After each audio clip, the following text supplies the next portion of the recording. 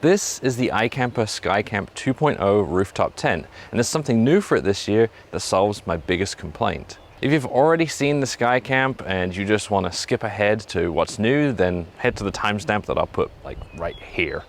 For everyone else, stick around and I'll take you through some of the features and give you some of my thoughts on this tent and make a couple of comparisons with the new SkyCamp 3.0 as well as my old tent, which was the Tough Stuff Alpha. Let's start with the setup. Setup starts with unlocking the two latches that hold down the shell. You'll need to lock them again to get your key out, so I usually lock them shut to stop them swinging around in the wind. From there, you give the shell a good push. If you get it far enough, the struts inside the tent will open it the rest of the way. I keep my awning poles in the tent so they need to come out before opening the lower half. Remove the bag over the feet of the ladder and fully extend it. I usually give the ladder a quick wiggle to make sure every section is properly extended and locked out before pushing down on it and pulling out the base of the tent. When I'm happy with the angle of the ladder, I retract the top section or two so that the base of the tent is level. Sometimes it takes it a few seconds for it to settle into place.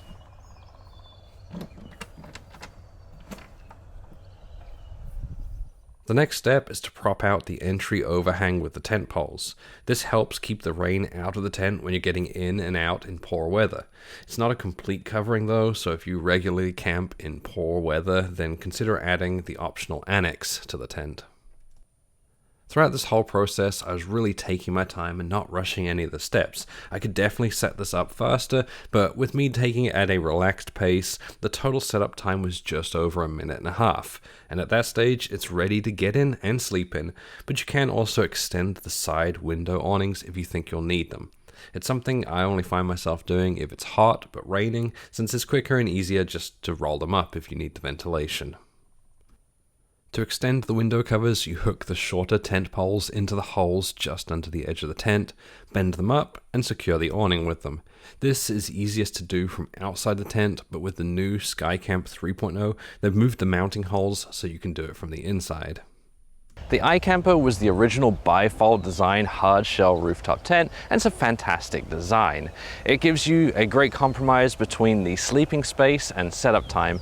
It's much quicker than a traditional fold out soft shell rooftop tent and double the sleeping space of a clamshell or pop-up hard shell rooftop tent. That means that in this tent you can realistically sleep about 3 adults. Whether you go with the iKamper or not, I really recommend this style of tent with the bifold setup. Over the top, you have the fly sheet that helps keep the worst of the rain off. If you're somewhere that's dry, you can actually remove it completely, which helps with ventilation.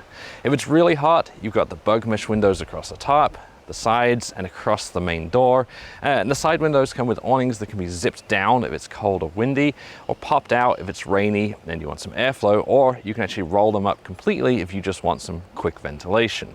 With the SkyCamp 3.0, the new version of this tent, the awnings can actually be pulled up using toggles inside the tent, so you don't need to lean out the window to roll those up. One of the first things I noticed when using this was the canvas material of the main tent.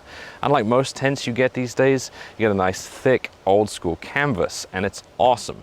It helps reduce condensation, keeps the heat in a little bit better in the winter, and is fantastic for cutting out light in the mornings. Unfortunately, the windows on the side of this tent undo that advantage. They're clear plastic and I really don't like them. I don't like that they let in a ton of light, you lose privacy, I'm concerned about the longevity, and this is a weird one, I really don't like the texture of them. The good news is that the iKamper team actually heard the feedback on the windows and have changed it with the 3.0. So if you end up getting the iKamper's latest version, you don't have to worry about that. Something I do like is that this is probably the quietest rooftop tent I've ever slept in. Usually they flap and rattle like crazy every time there's the slightest breeze, but this has several things that help keep it quiet. The first are the zippers that you see here. They are covered with a soft plastic material, so they're not jingling around the entire time. The second is that the fly sheet is velcroed down all around the outside, so it doesn't flap around. It's actually quite a windy day today. Hopefully my microphone is kind of disguising that as best it can, but there's no noise at all coming from the tent. also think that when you're inside, the thickness of the canvas helps reduce some of that sound, and I always park this so that the hard shell is facing into the wind when I'm at camp. On the underside here, I have added the shoe storage bag. I actually thought this came with the tent, and I feel like it should have, but it's an added extra. It is worth having, so you have a place to put your shoes before getting into the tent. You don't want to take those in with you because it's horrible trying to sleep on a sandy or dirty mattress. This is actually designed to hang on the little loops that are on the underside of the tent itself, but I found it's just a little bit too far to reach from the ladder. And when it swings around, it hits against the side of the truck, which is really annoying if it's even remotely windy. So I've moved mine out to the end here and hang it just underneath the ladder. Inside, you have your usual pockets everywhere, so you can bring your keys and belongings up here. And you'll want a flashlight too, because there is no built-in lighting. Every other tent I've owned, including the cheap Smittybilt I bought about 5 years ago, has had USB lighting across the top. Thankfully, it's easy to add, but something I would have looked in a tent as high-end as the iKamper. The back of the shell comes with the usual map design, which I really like the look of, but more importantly, this provides insulation. I've camped in this in Southern California and Arizona in the sun. I didn't notice any heat coming off, but it was also February, so we'll have to see how it does in the summer. Right now, it's just a hot day. I'm just sweating in here because it's the heat and humidity of Kentucky. The mattress was one of the things I was concerned about. I'd heard that it's really firm and uncomfortable. It is definitely firm, but I'm okay with it for sleeping. The bigger concern is that it takes up so much space, which leads me on to the single biggest problem I have with this tent and the solution. With the original mattress that came with this tent, you can barely fit any bedding inside. That was really disappointing to me because the biggest attraction to a rooftop tent is the ease and speed of setup, and part of that is just the ability to leave blankets and sleeping bags up there. For a lot of people, the solution was the X-Bed Mega Mat, but a few weeks back, iKamper actually released their own inflatable mattress, which is designed specifically for their tents.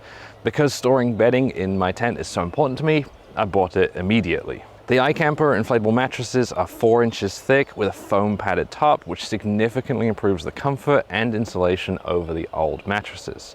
There are a bunch of valves down the side, but the one on top is best for use inside the tent. If you pull out the first cap, it has a valve for putting air in, and technically they are self-inflating, but you will need a pump. They can be pumped using the included bags, but if you want to get to sleep before dawn, you'll want to use a 12-volt pump. The pumps are also great for deflating the mattresses the next morning. You just pull out the second cap, removing the valve, put the back of the 12-volt pump on, and just deflate. With the help of that 12-volt pump in reverse, both those mattresses deflate almost completely flat in a reasonable amount of time. And with them both deflated, I can actually fit in there my king-size wool blanket, my king-size heated blanket, and both sleeping bags. With a little more effort, I can also fit in a couple of pillows, but you have to be careful where you place them, and even then, shutting the tent takes a little more effort. With the inflatable mattresses, the whole closing process is easy and actually takes about as long as the Tough Stuff Alpha that I had before. That had a whole bunch more storage space. The old one, I had to fold everything really carefully and have it in a certain place, whereas with this one, I just pull all of the air from the bedding, which takes some time, fold my bedding in half, and then close it. The closing process has some features that also make it really easy, and some that are just a little bit awkward. The ladder is a little more tricky to fold up than the previous one on my Alpha because each rung needs to be individually retracted, where the Alpha, once you do that bottom one, the rest of them just fold up by themselves. The base of the tent folds over, and underneath there are straps that you pull on that neatly tuck the extra fabric into the sides as you pull the shell down. That's something I really like about this one, because on my old one I'd have to take an elastic band and hook it on one side, take it across the front of the tent, and hook it back on the other side.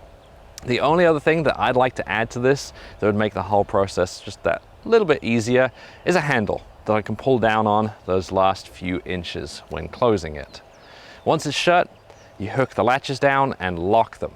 This is something else that has improved on the new tent's design.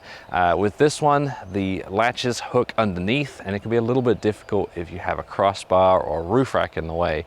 So on the new one, the 3.0, they have it so that you actually pull it up and it hooks on top onto the shell. The mounting process for this tent is definitely worth a mention.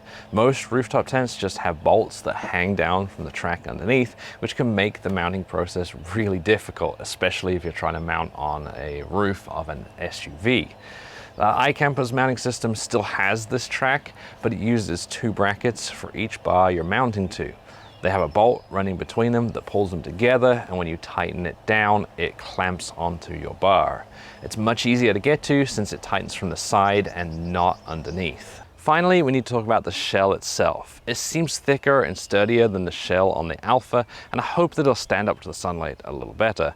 I'll have to do an updated video in a year or so to let you know, but from reading the feedback on the iKamper owners group on Facebook, the rocky black shell seems pretty durable. I do really like that finish as well. It should hide the scratches much better than the shiny finish, and most importantly, it looks good with the rest of the truck. Packing the tent up again takes a little longer than the initial setup, but still a relatively quick process. You start by removing the overhang supports, then folding up the awkward ladder.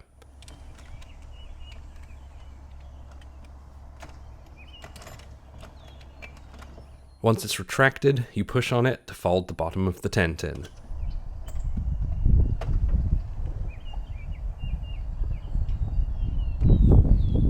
I grabbed the tent poles and slid them back inside the tent, but I did forget to put the bag over the feet of the ladder. I've heard that this is an important step since it protects the window on top of the tent.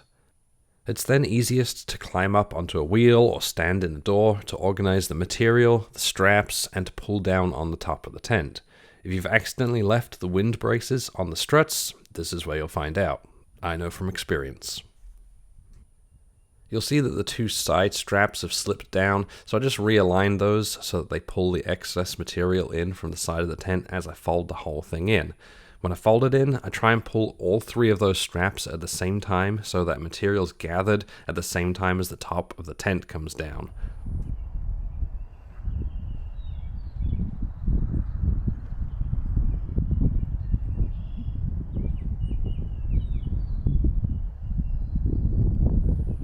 Most of the time it gathers it all, but I always do a quick check at the front and the back to make sure it's all tucked away neatly. There was a small amount hanging out the front, but the back was good. While I'm up there, I'll also organize the straps, so I'll just roll them up into a neat ball and tuck them back inside the tent.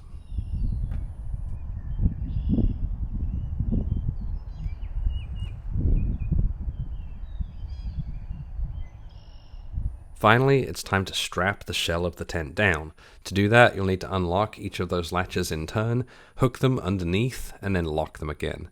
This is the stage where I think that a handle would really help, especially when you're trying to cram pillows in the tent. The final time to close the tent was just under 2.5 minutes. Overall, I'm very happy with this tent. There were a couple of minor trade-offs, but for something that I rely on for weeks at a time, the extra quality is something that I value above pretty much everything else. If you're interested, the SkyCamp 2.0 is on sale until it's sold out. I put links to it, the SkyCamp 3.0, as well as the mattresses in the description for you to check out. Hopefully you found this video interesting and helpful. If you've got any questions, leave a comment. Thanks for watching.